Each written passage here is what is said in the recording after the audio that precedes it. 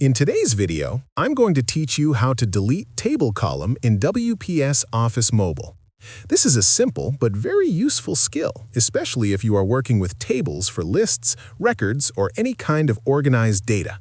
Sometimes a column is no longer needed. Maybe it contains outdated information or was added by mistake, and knowing how to remove it properly can help keep your document clean and easy to understand. For this demonstration, the table is already prepared and numbered, so everything is ready to use. Once you open your document and locate the table, focus on the column that you want to remove. Make sure you are clear about which column needs to be deleted, because this action will remove the entire column and all the data inside it. To begin, choose the column that you want to delete by tapping the cell at the top of the column. After selecting the cell, you will notice small gray circles appear on the selected area. One of these gray circles can be found at the bottom right corner of the selected cell, and another one appears at the top left corner. These circles indicate that the column is active and ready for editing.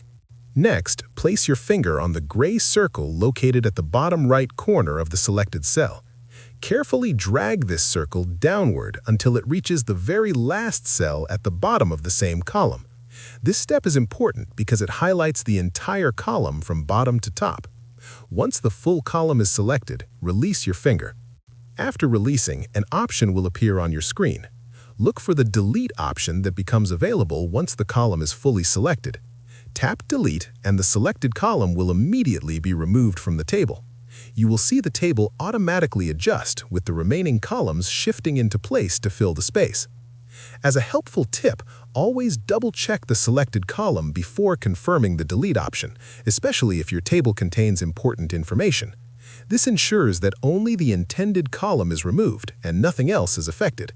And that is all there is to it. You have successfully deleted a table column using WPS Office Mobile.